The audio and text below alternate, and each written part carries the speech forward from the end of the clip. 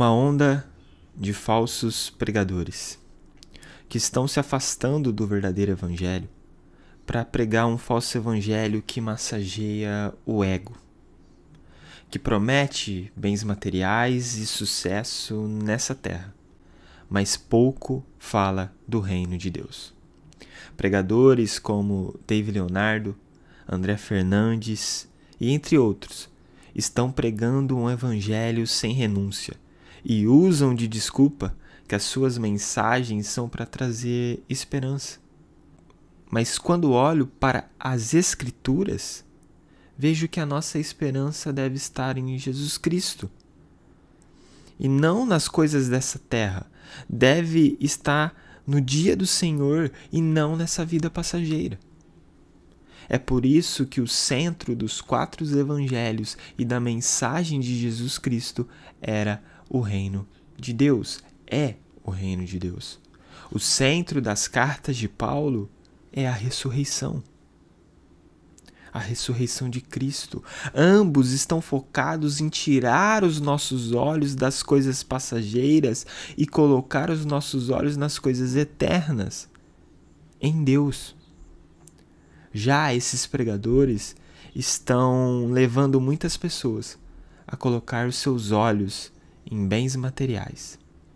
Eu estou falando sobre a teologia coach, que tem acabado com muitos cristãos nos dias de hoje. Bom, seja bem-vindo, esse é meu canal, meu nome é Wesley Gobato, estudante de teologia, e eu fiz esse canal para fazer aquilo que eu mais gosto, que é falar da palavra de Deus. Então, se você gosta desse tipo de conteúdo, se você gosta de teologia, já se inscreva no canal, ative o sininho para não perder nenhum vídeo e curta esse vídeo e deixe seu comentário nesse vídeo para que você possa me ajudar. Eu estou apenas começando e preciso muito da sua ajuda para que o YouTube entenda que os meus vídeos, que os vídeos que estão sendo postados nesse canal, eles são de interesse para que o YouTube possa recomendar para mais pessoas. Eu preciso muito da sua ajuda e conto com a tua ajuda. Bom, hoje eu quero falar um pouco sobre a teologia coaching. Fiz uma introdução onde eu citei aqui 2 pregadores, provavelmente os mais famosos nessa linha teológica, que é David Leonardo e André Fernandes. Mesmo que eles digam que eles não são, mesmo que eles digam que a teologia deles não é coach, aquilo que sai da boca deles é totalmente diferente. Eu não estou aqui para julgar o caráter de ninguém, para falar da pessoa de ninguém, mas sim para falar de teologia e sim falar da teologia que está sendo ensinada e está sendo propagada no nosso país e que está causando muito dano e é muito perigosa para os nossos dias.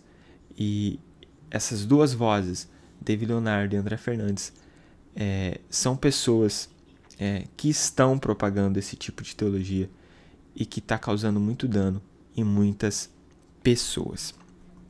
Primeiro, eu quero começar com um alerta de Paulo. Lá em 2 Timóteo, capítulo 4, versículo 3, ele diz: "Pois virá o tempo, e que não suportarão a sã doutrina. Ao contrário, segundo os seus próprios desejos, juntarão para si mesmos mestres que lhes digam o que os seus ouvidos, coçando, desejam ouvir." Aqui Paulo ele já está fazendo um alerta, ele já está falando para Timóteo: olha, haverá um tempo que não suportarão a sã doutrina e juntarão mestres para si, para ouvir aquilo que agrada. E esse é o grande problema da teologia coach. Ela fala aquilo que o ser humano quer ouvir, aquilo que o nosso coração, aquilo que o nosso ouvido se agrada em ouvir. Mas a gente sabe que o verdadeiro evangelho é um evangelho de renúncia. O verdadeiro evangelho é um evangelho de se arrepender de nossos pecados e não um evangelho para massagear o nosso ego, não um evangelho que nos faz achar que a nossa vida está tudo bem. E o que a gente precisa agora é cada vez mais prosperar nessa vida e cada vez mais estar bem e feliz nessa vida com as coisas terrenas, com os nossos bens materiais. Só que quando a teologia coaching prega sobre uma vida confortável aqui na Terra, isso é muito constrangedor quando a gente vai para o Evangelho. É muito constrangedor quando a gente vai para as Escrituras e vê realidades totalmente diferentes dessas. A gente vê realidades onde os apóstolos morreram por causa de Cristo, foram torturados por causa de Cristo. Os heróis da fé, eles morreram por causa de Deus. E quando a gente vai para as Escrituras, a gente vê que muitos desses homens foram homens simples, foram homens pobres. O próprio Jesus teve uma vida, não uma vida de sucesso financeiro aqui nessa terra, mas viveu de uma forma simples financeiramente, estou dizendo, e não com grandes bens materiais, grandes conquistas terrenas. E eu não estou aqui dizendo que todo mundo deve ser pobre, que todo cristão deve ser pobre, que deve ter um espírito de miséria. Não é sobre isso que eu estou falando. Mas eu estou falando que quando os nossos olhos começam a focar nessas coisas, nesses bens que a terra, que esse mundo pode nos oferecer, isso começa a se tornar perigoso. Então, dificilmente você vai ver nas mensagens de pregadores como David Leonardo e o André Fernandes, textos como de Filipenses capítulo 4, do versículo 11 ao 13. Na verdade, eles podem usar apenas o versículo 13, que é tudo posso naquele que me fortalece, mas dificilmente você vai ver eles dizendo e citando o contexto desse texto. Então, olha o que diz a partir do verso 11. Não estou dizendo isso porque esteja necessitado, pois aprendi a adaptar-me a toda e qualquer circunstância.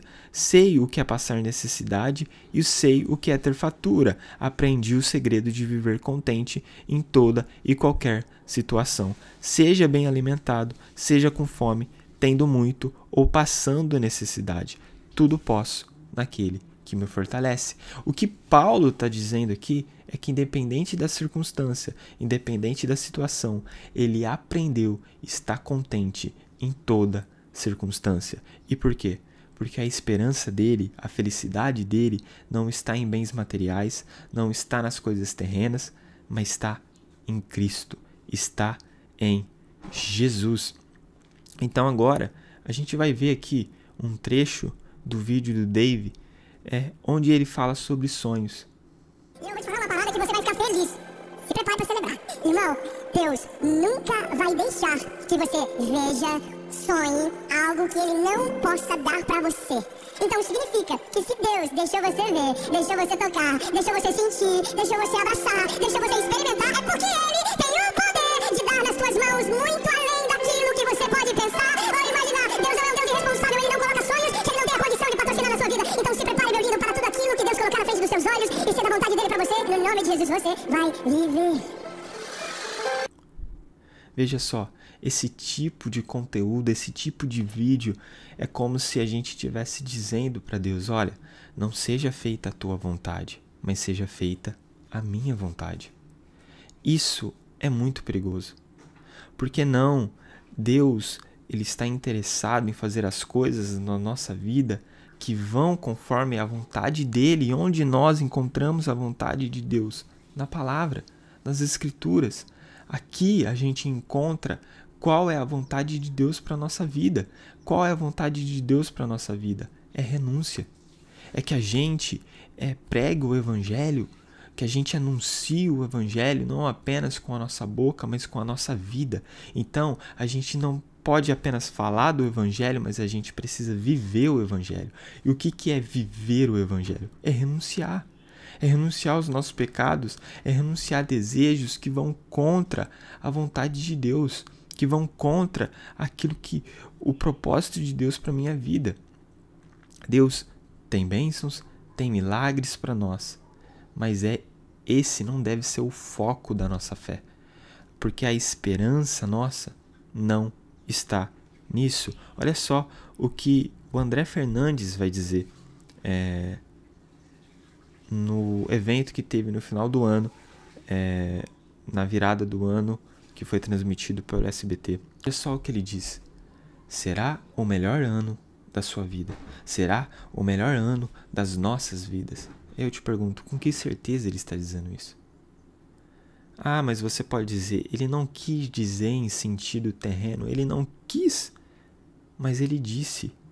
Ele não contextualizou, e muitas pessoas ali daquele evento, muitos que provavelmente nem cristãos são, de viver, né, realmente, de ir na igreja, provavelmente muitos ali não são praticantes.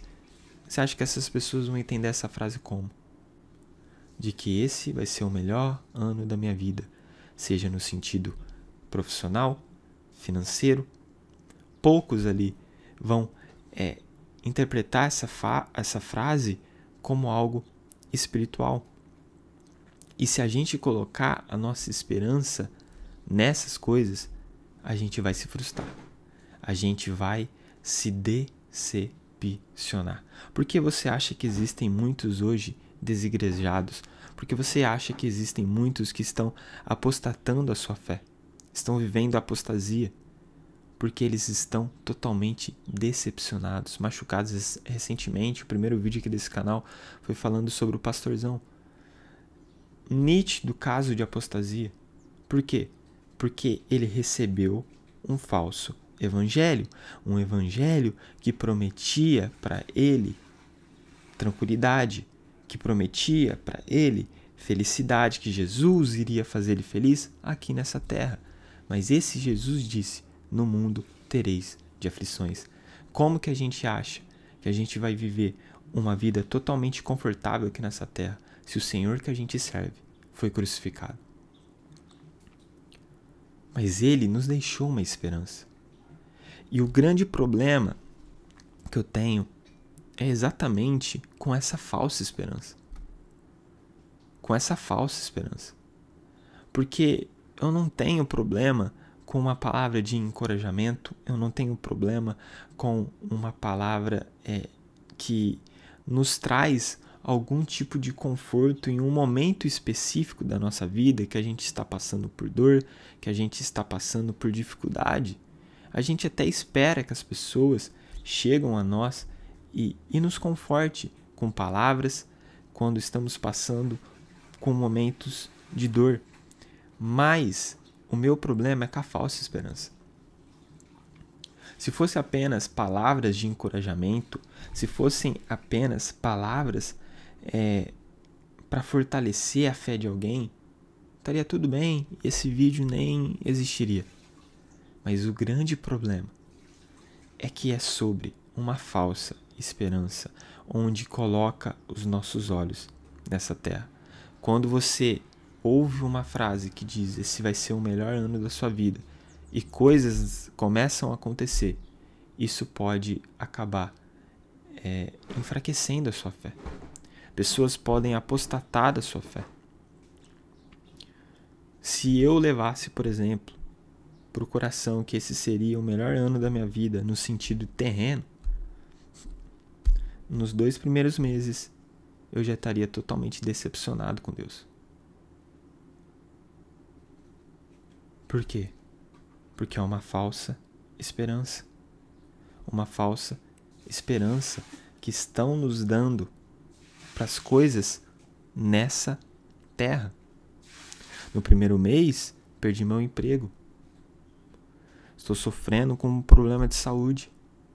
No segundo mês, perdi o meu primo, uma pessoa muito querida. E como que alguém como André Fernandes pode dizer que esse vai ser o melhor ano da nossa vida? Em que sentido? Se for no sentido que, independente, em qualquer circunstância, assim como Paulo vai dizer, que em qualquer circunstância eu aprendi a estar contente. E por quê? Porque Jesus Cristo está conosco? Ok, esse vai ser o melhor ano da nossa vida.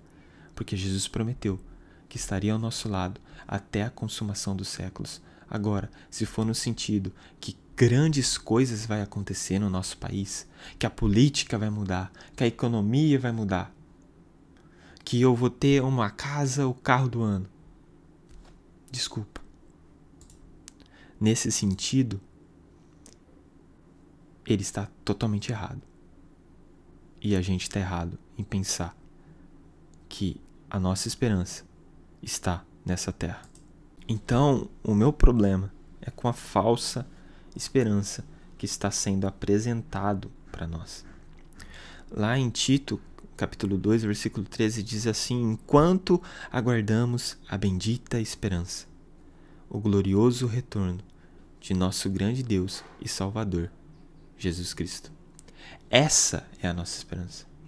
A nossa esperança está no dia que Cristo voltará. Sabe, não faz sentido.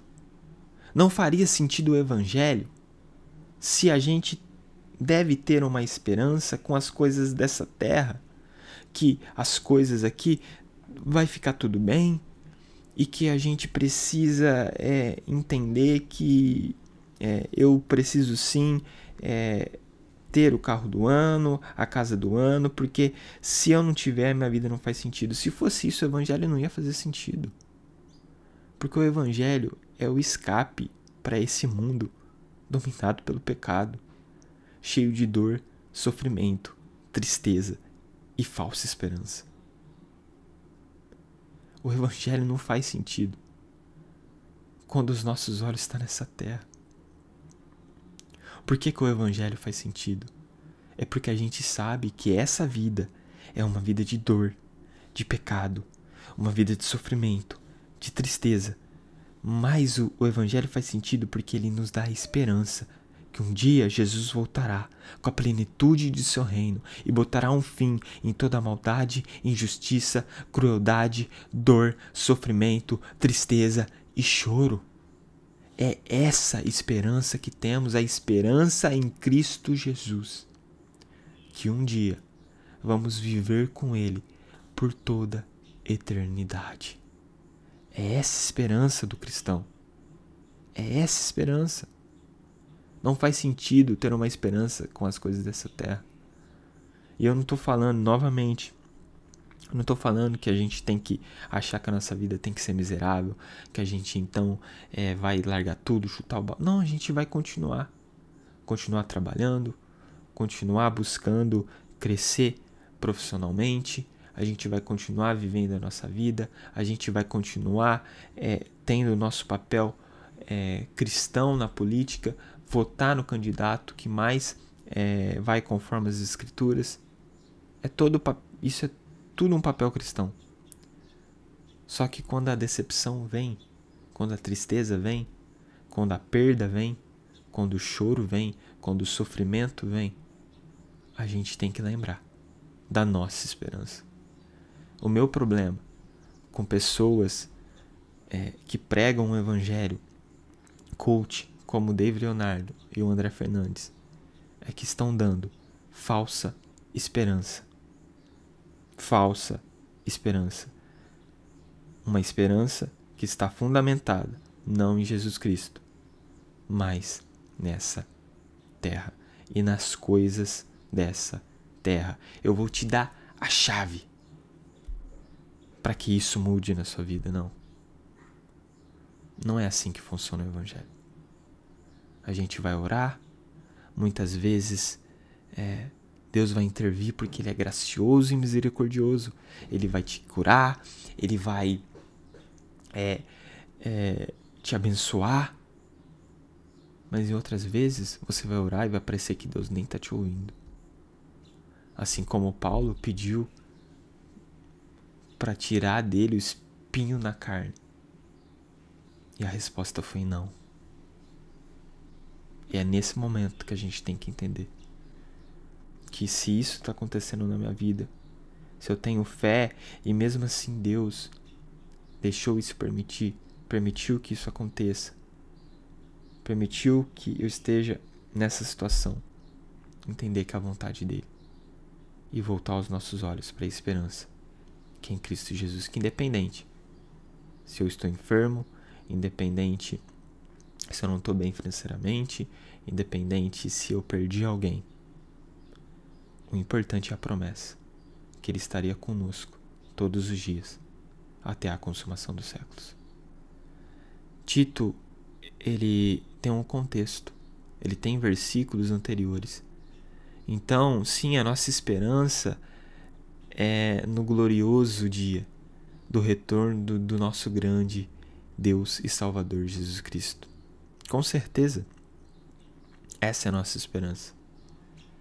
Mas nós temos uma vida cristã aqui na Terra.